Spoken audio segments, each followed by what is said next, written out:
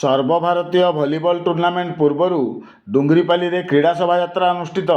ସୂଚନା ଅନୁସାରେ ଆଜି ଅପରାହ୍ନ 2 ଘଣ୍ଟାରୁ ସୁବର୍ଣ୍ଣପୁର ଜିଲ୍ଲା ଡୁଙ୍ଗରିପାଲିଠାରେ 52ତମ ସର୍ବଭାରତୀୟ ଦିବାରାତ୍ରି ଭଲିବଲ ଟୁର୍ଣ୍ଣାମେଣ୍ଟ ଅନୁଷ୍ଠିତ ହେବାକୁ ଯାଉଥିବା ବେଳେ ଆଜି ଟୁର୍ଣ୍ଣାମେଣ୍ଟ ଆରମ୍ଭ ହେବାର ଅବ୍ୟବହିତ ପୂର୍ବରୁ ଡୁଙ୍ଗରିପାଲି ବସ୍ଷ୍ଟାଣ୍ଡ ନିକଟ ଶିବ ମନ୍ଦିରରୁ ପୂଜାର୍ଚ୍ଚନା କରି ସ୍ଥାନୀୟ ରାଧାକୃଷ୍ଣ ଭଲିବଲ ପଡ଼ିଆ ପର୍ଯ୍ୟନ୍ତ କ୍ରୀଡ଼ା ଶୋଭାଯାତ୍ରା ଅନୁଷ୍ଠିତ ହୋଇଥିଲା। ଡୁଙ୍ଗରିପାଲି ବ୍ଲକ ଅବସରପ୍ରାପ୍ତ ସେନା କର୍ମଚାରୀଙ୍କ ଦ୍ୱାରା ଏହି କ୍ରୀଡ଼ା ଶୋଭାଯାତ୍ରା ଅନୁଷ୍ଠିତ ହୋଇଥିଲା।